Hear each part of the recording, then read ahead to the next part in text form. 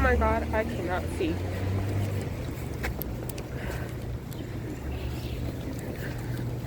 I also bought blue light glasses and sunglasses, which hopefully will come at later this week, earliest this week, latest Monday or Tuesday, hopefully, because the company that I buy from, they're pretty A, affordable, and B, they ship really fast. So, and I like their glasses. These ones I'm wearing are from them, and I got them for like $60, I think, which is great. Anyways, I got a copy of 100 Years of Solitude, so I'm very happy that I managed to get it for him. He better not have bought it.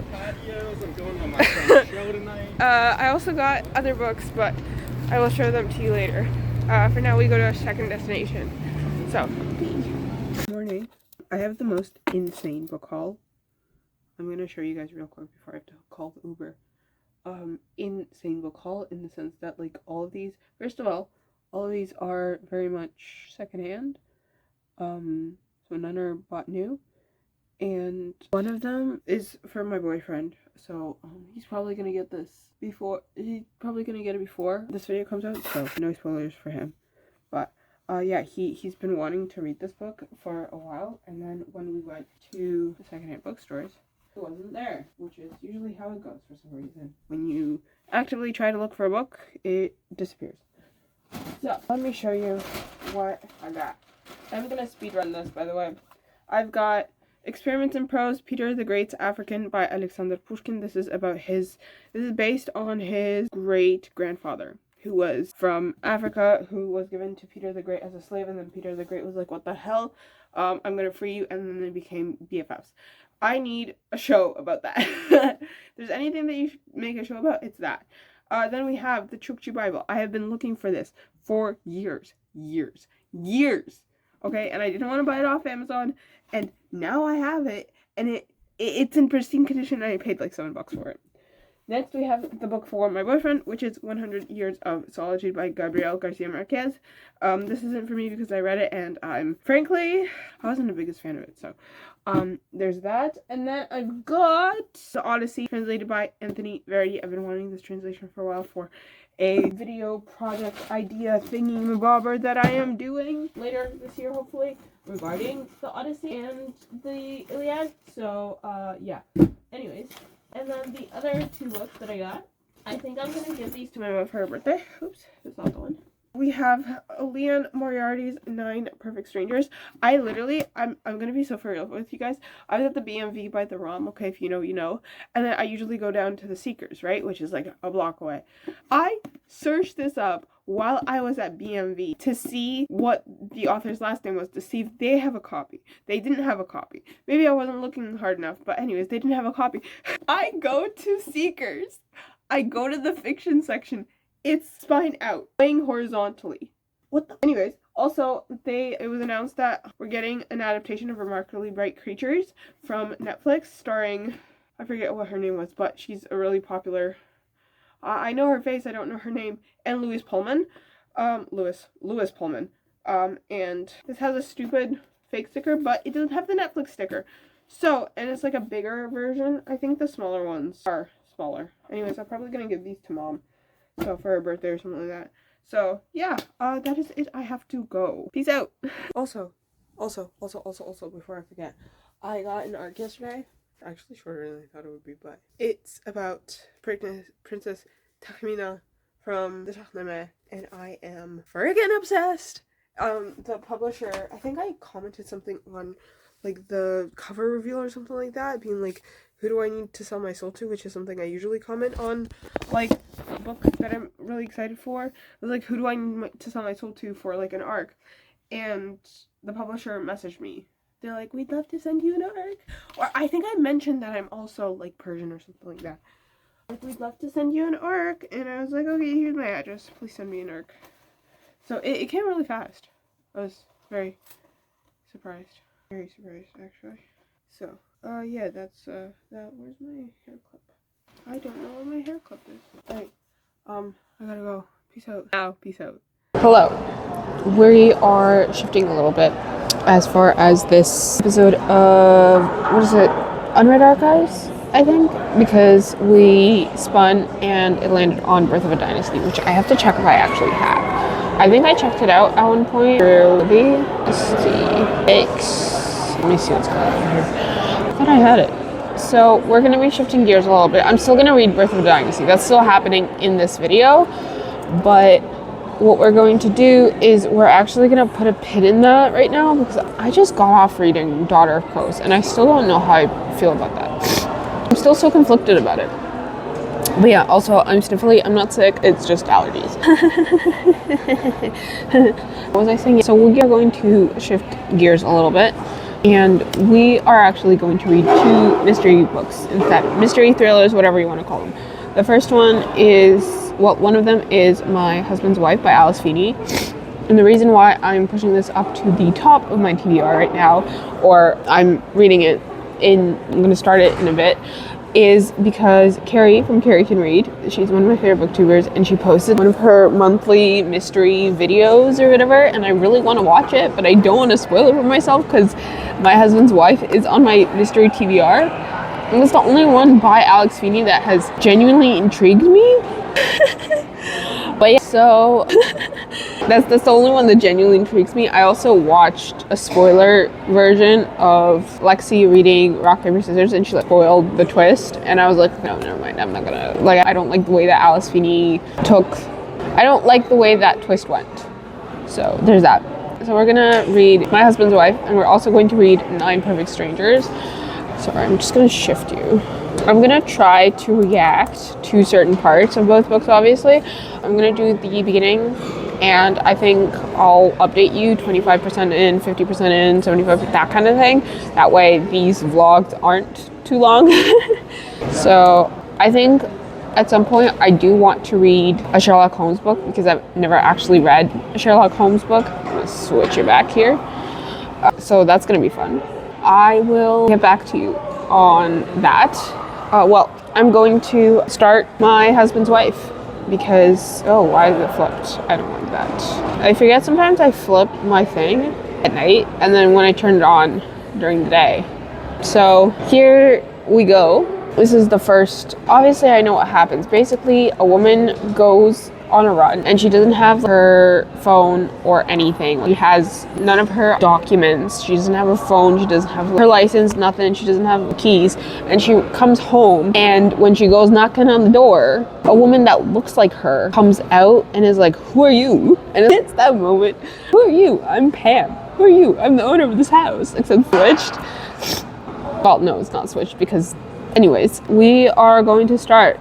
And this is so funny to me. The dedication reads, "For Daniel, my favorite husband." So funny to me. This is so funny. Chapter 1. I guess we will start this reaction, so to speak. Why would she go running at night? Are you stupid? Are you trying to get killed? Is she dead? Why would you go out running at night? That is the stupidest thing I've ever heard. Why would you go out running? Are you trying to get yourself killed? I'm gonna stop yapping. Is she serious? I'm still kind of flabbergasted about this. Is she serious? Why would you go running out? I'm gonna stop. Wait, she has kids. Ugh. Already not even 2 pages in. This bitch is pissing me off. I jogged down the hill towards the village, my long blonde ponytail swinging from side to side as my trainers pound the pavement. Is she set in the UK? I feel like it's set in the UK. Hold on. I have that one song from Project Hail Mary stuck in my head.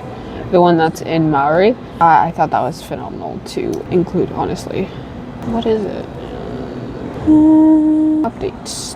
I thought that was an incredible choice. My Husband's Wife. Is it set in... I feel like it's set in England. Is Alice Feeney English? Hope Falls doesn't sound like something in English. Is Alice Feeney English? Or is she British? Wow. Looks exactly how I would expect her to look. She's a British novelist and former journalist, writing in the mystery and thriller genres. Oh, she's a year younger than my mother. That's nice. Well, we continue. Ladies and gentlemen, we continue. Oh, have I shown you guys? It's so cute. Look at this. It's so cute, isn't it? Is she mom? So she has a child, but she's older. I'm already annoyed, y'all. I'm already annoyed. This is my first Alice Feeney. This is my first impression of this woman's writing. I don't know how well it's gonna go, honestly.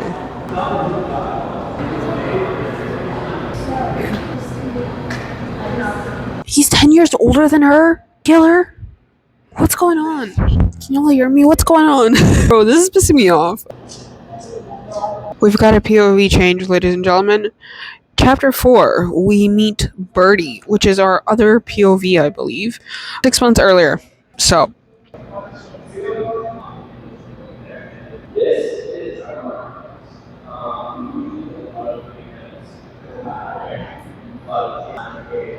Is Birdie the other woman? I think she's the other woman. Did she kill Eden? Or did the husband do it? I think the husband did it. I will continue reading.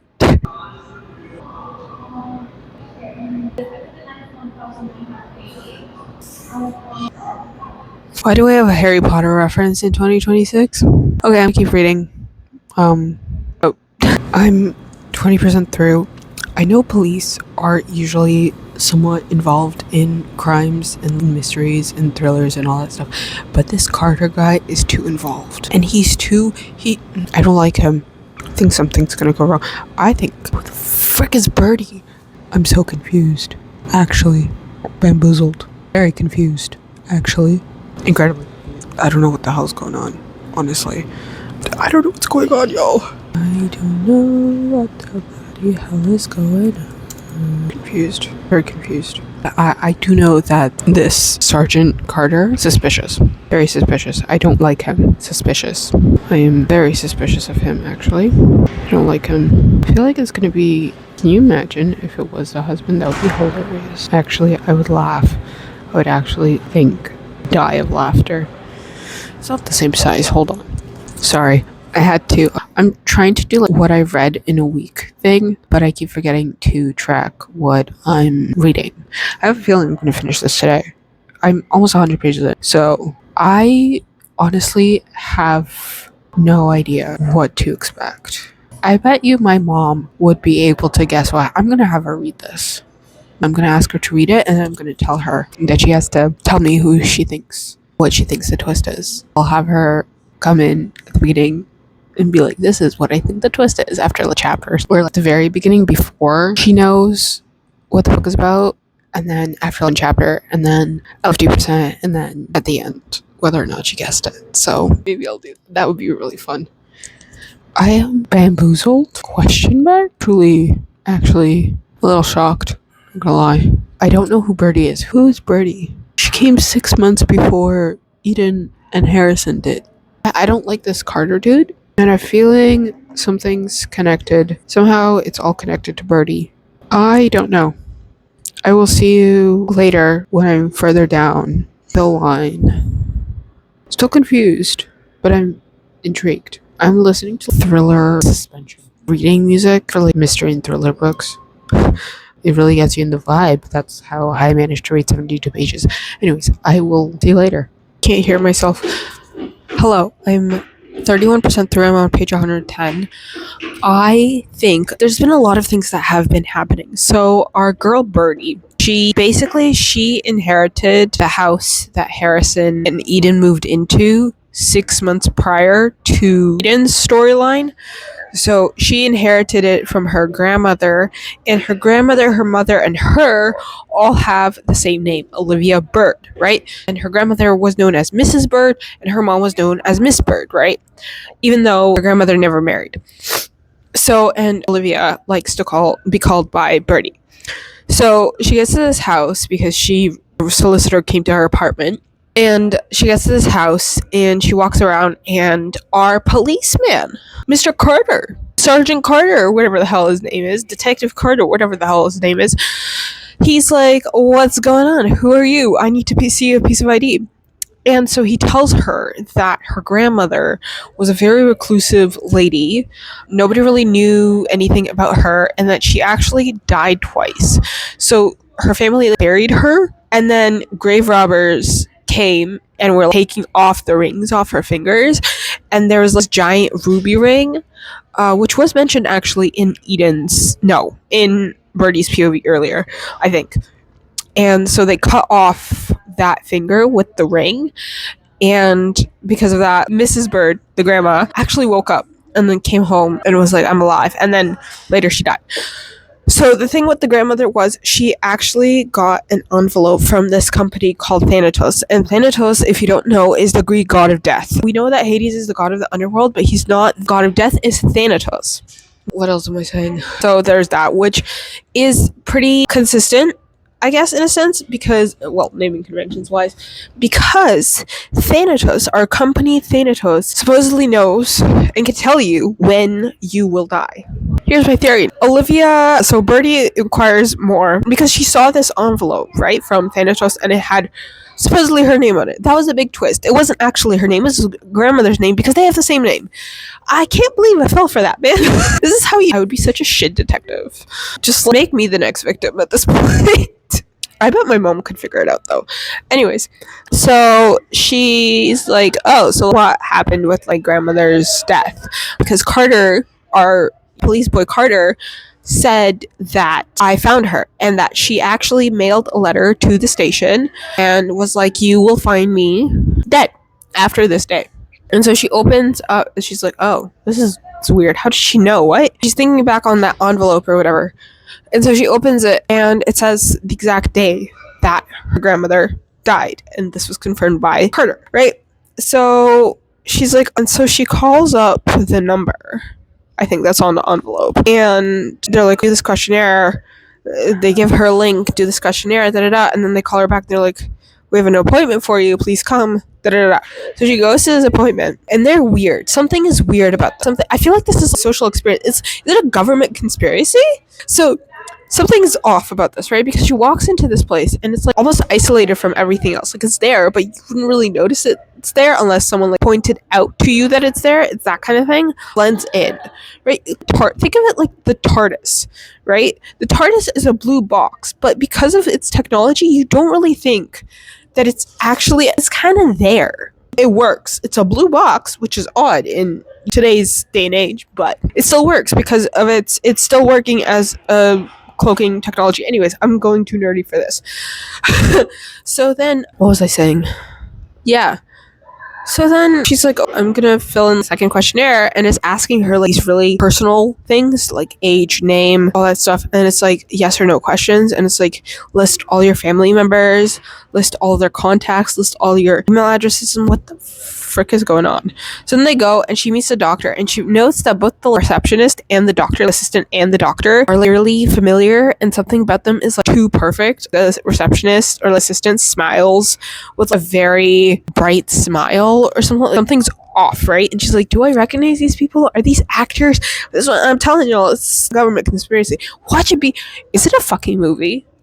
Can you imagine if that was the plot twist, that this was all a movie? That would actually be insane. Anyways, so she goes in, and they're like, we're going to take your blood sample, we're going to take your nail clippings, we're going to take out some hair samples. There's going to be DNA manipulation. I know there's going to be DNA manipulation. Why do I know that there's going to be DNA manipulation? Because what the fuck would you need her fingernails for? Her fingernail clippings. Unless they're going to kill her. And because she doesn't have... Well, no, you can still... But like, they're not going to remove her fingernails, are they? Because if you remove someone's fingernail, you can't... This is... Anyways. There's going to be some either DNA manipulation or some weird clone shit. I'm thinking more clones. And that Eden was part of this program. Something happened with this program in Eden, and that it didn't fully work out because Eden's not dead. Like, the OG Eden's not dead. And she's supposed to be dead. There's going to be something that converges. Also, Eden and Harrison have a child. And this child was playing outside. I'm only 23 years old. I do not have a child. I would not let my child play outside without watching them like a hawk. Are you kidding? Are you stupid? Anyways, so she's like, please go play outside. So her kid goes to play outside. And her kid's name, I think, is like Gabby. We're going to call her Gabby. And her kid goes to play outside, and Eden and Harrison start getting frisky. So they finish their friskiness, so to speak. And she comes out, and she's like, where are you? Fuck's sake.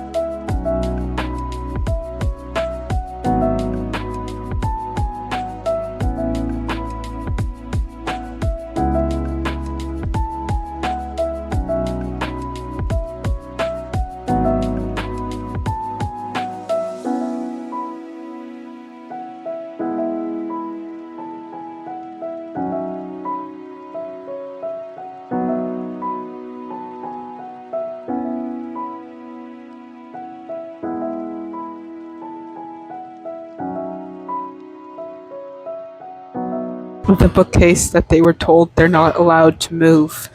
They're not allowed to take down. They have to renovate around the bookcase.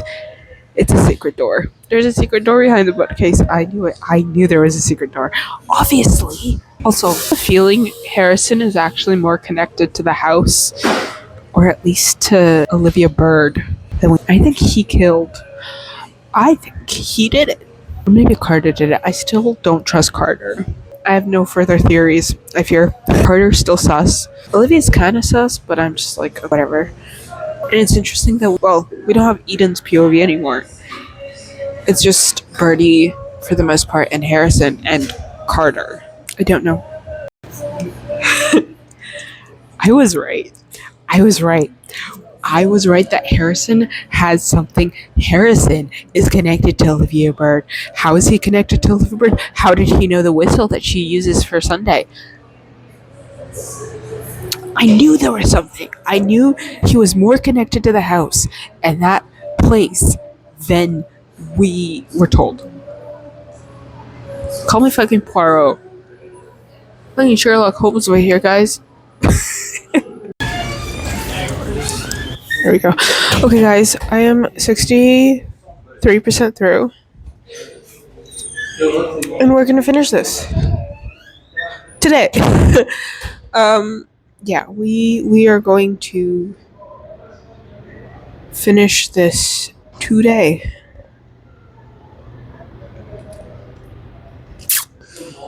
Yeah. Okay. I'm probably gonna finish this on the train, not gonna lie, because I don't have that much time before I have to take the train. And I decided to wait until the direct one because I missed the first direct one. So it'd be like that. Anyways, and I really didn't want to take the transfers because it's just gotten so cold the past couple days at night that I don't want to deal with the bus. So yeah, chapter 42. We are in Carter's POV. And yeah, 63% through. Let's do this. I got snacks. Probably gonna put on some music of some sort. And we will just start.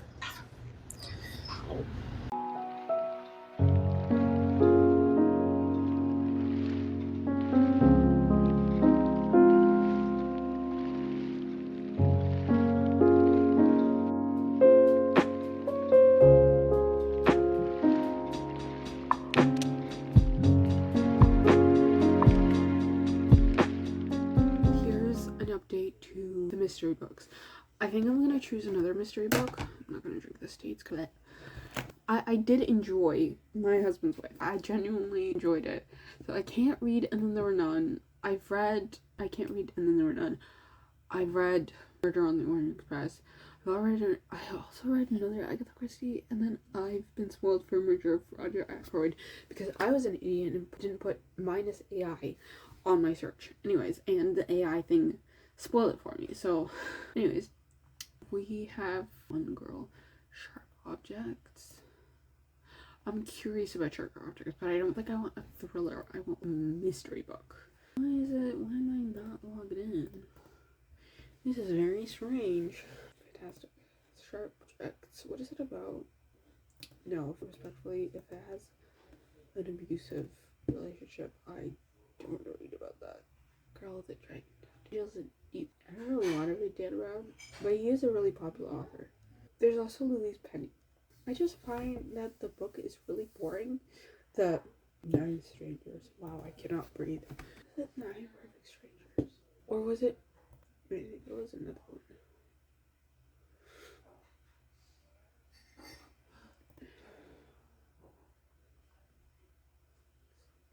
It was something sleeping. I don't think it was 9 Perfect Strangers. This book is... I'm like 7 chapters in, and it's 500 pages. Maybe a Lucy Foley book work. God of the Woods. See what other Alice Feeney books there are. Good Girl, Good Bad Girl, Beautiful Ugly. What is this one about? Interesting. It's also 400 pages. Do I really want... Oh god, I forget it anyway. We'll try it anyways. So, we're gonna try Girl with the Dragon Tattoo. I've never read it. Barely know what it's about, actually. It doesn't work.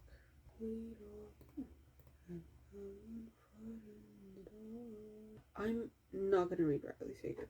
I think that I'm not going to like Riley Sager based on everything I know about his books. Not a fan. Oh, and then there's that Louise Penny one. I forget what is it called. Fatal Grace?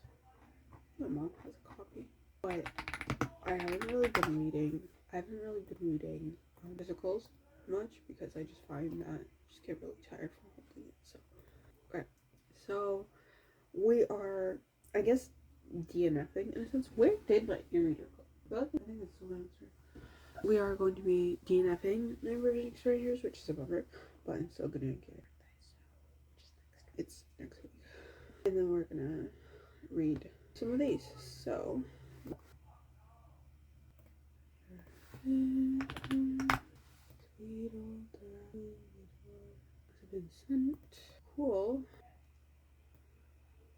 Editing a video as I forgot to add subtitles. It's really annoying actually. So I had all edit and then my dumbass didn't add subtitles. Fine, because Instagram has its subtitles, but I find that I like it when people add their own subtitles because sometimes the subtitles of what they're saying on the app, it's not accurate, which I do not like. So to do this allergy or whatever the heck I am dealing with is getting very annoying to deal with. Perform. That's done. Hello, I have an update for you. So, wow, why does my hair not fall like this? I have to go take a shower soon. I'm going to sleep soon. I'm going to bed soon. Hello. Anyways, so I was like, I didn't like 9 Perfect Strangers. It was too slow. I can't believe I'm saying that a mystery can be too slow. Instead, I started another Alice Feeney book, and that is Beautiful Ugly. So I started it, and I'm having allergies, and I am on page 70. And basically, you have a couple, right? You have Grady, and then you have his wife, whose name I have. What the frick? Sorry, guys, but that scared me too. You have her. What is her name? Abby. So you have Grady and Abby, right? And Grady is this author, and they're trying to, he's waiting for the call to see if he has hit the New York Times bestselling list and stuff like that. And Abby is on the way home from work, right? And the phone, and at some point she stops the car, and she's like, there's a woman lying on the road, and she's not that far from home, right? So she gets out of the car, and why do these women just make the stupidest? First, it was going out at night and running without your ID or your phone or anything, and then it's going out, like, yeah, we're gonna look past that. Or not, because I think that's the stupidest plot device ever. You're just making your victims stupid for the sake of the story. But also, people like this exist in real life, and they're not innocent for the most part. Like, innocent people that, anyways, what was I saying? Anyways, so Abby gets out, and Grady's like, girl, call the police. And she's like, no, I'm just gonna see. And so, because she's not super far from home, Grady starts going to that specific, like, road, and it's raining. It is dark. Alice Feeney loves a rainy and dark and stormy night for some reason. Anyways, so she goes, and she's like, I'll be right back. Like, Mary, I'll keep you on the phone or whatever. And she goes, and she doesn't come back. She disappears. And then, one thing to note is that Abby wears, like, a red jacket, like a red coat. I remember as a red raincoat, because it can be tell when someone's wearing a raincoat, because it's a very specific raincoat material. So, and Grady runs to the car, he's, like, yelling for her, and he hears the echo because the phone's still on, and everything's still, like, on, everything, and the car's still running. There's no sign of Abby, there's no sign of, like, the body she supposedly saw. I think she's lying. I don't think there was actually a body. I think she's lying. And I think that she wanted to run away from Grady or something like that.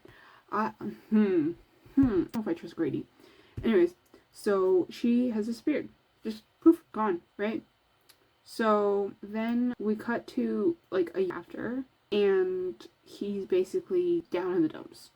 He couldn't pay the mortgage, it, house, or sold the house way below market value and stuff like that. And then he's been living in this like shitty and stuff. So his agent called him in. His agent is his wife's godmother.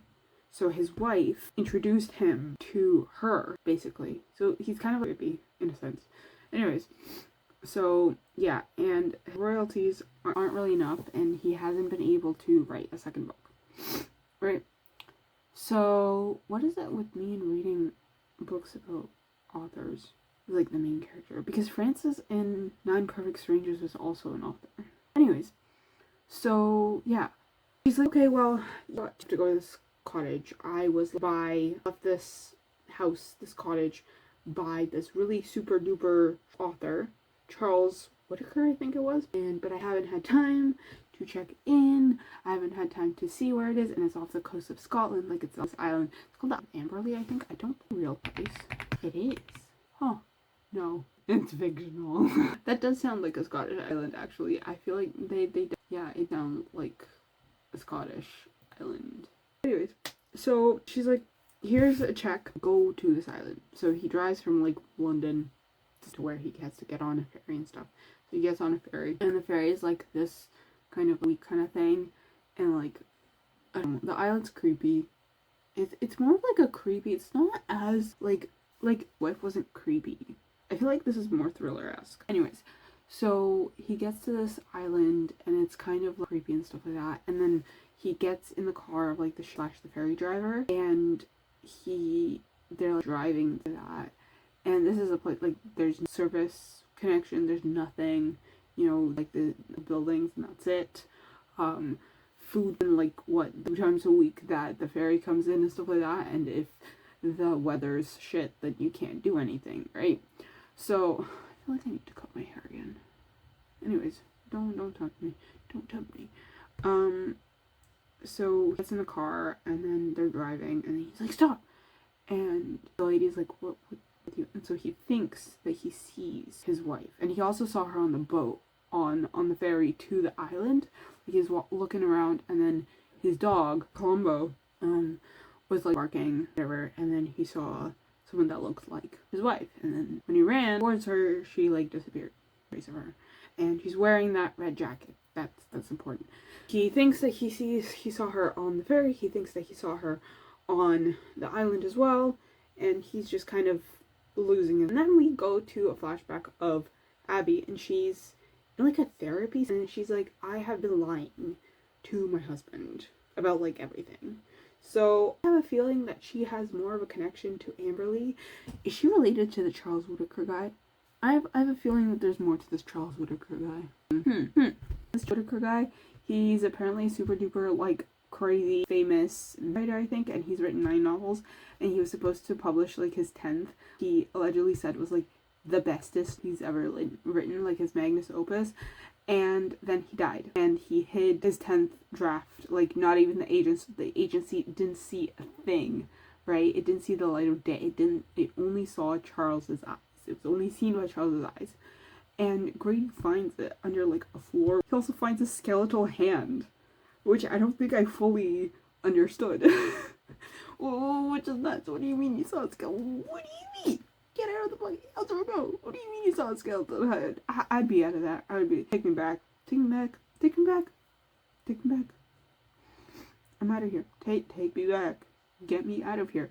Anyways, yeah, I'm 22% through. It's going slower than My Husband's Wife, I think. But I'm to continue once my brother gets out of the shower. He's in the shower. Yeah. So he doesn't think that Abby is he thinks she's just missing. Like she can't be, pronounced 7 years of her being missing has passed, and it's only been 1 year. So also I unhauled 30 books today, which is great. And for context, I bought 32 books this year. Well, technically a couple of them I didn't buy, so that's getting my TBR, I guess, more manageable in a sense, I hope. You know what I should check? I should check my junk gallery. And that's what I should check. That's what I should check. The Two Magicians. Do I really want to read The Two Magicians? It's kind of boring, but yeah. Nothing particularly. Why? I don't know. I was planning on videos today, but also for some reason I've been eating these. Not good. Not good for my teeth. Also, for some reason everything's feeling like the chips are too salty and these are really sweet. I'm just like confused. And let's upgrade or something. Like I'm so. I don't know if I told y'all that I got a copy of The Witch Daughter by Tenaz Athena, which is very exciting because it's a retelling of the story of Takhmina, or rather the story of Sohrab and Rustam following Takhmina, or Princess Takhmina, who is the mother of Rustam. Yeah, that's going to go, and I shall see you later. Hello, I've got food. I'm actually quite hungry. What was I gonna say? I was going to tell you guys something. I finished Beautiful Ugly, and I fear that is the stupidest book I have ever read. And I've read some stupid books. That one I think takes the cake, to be honest. Also, please don't mind the hair. And don't mind the sniffles. I think I'm getting over this allergy bit, but just don't mind it. Stupidest book. Stupidest twist. I think that, obviously this is spoilers. What? I think that, I have a feeling that Alice Feeney's books are going to have the same twist, just repackaged, aka everyone is in on it. And the person that meets their demise at the beginning is the bad guy. Or some sort of twist on that, right? Because in My Husband's Wife, the problem was Eden, right? So they were all in on it. And in Beautiful Ugly, the problem was Grady, right? Who is the husband of Abby, who Abby goes missing. And it's like, why can't they just speak to each other? Why is it so difficult to speak to each other? Why can't you just be like, hey, let's get a fucking divorce. Divorce, please.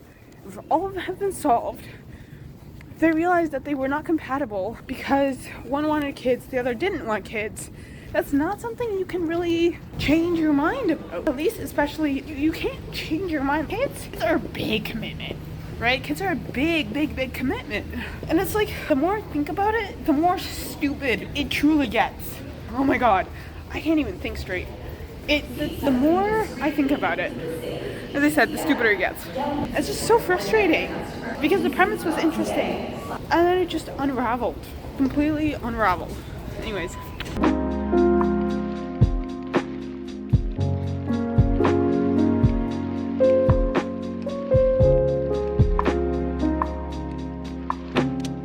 It's so warm. The birds. I feel human. Oh, I do know that my period's coming soon, which is gonna suck, but at least it won't be me being double miserable because of the winter. I'll just be 1.5 times miserable. But it's such nice weather. It's so nice, and we actually leave when it's light, which is crazy. Anyways, I'm taking my hot girl walk. I actually didn't change my shoes. No, I need to change my shoes. And it's not raining. Well, I have a feeling it's gonna be raining later. Well, hopefully I'll be inside for the most part.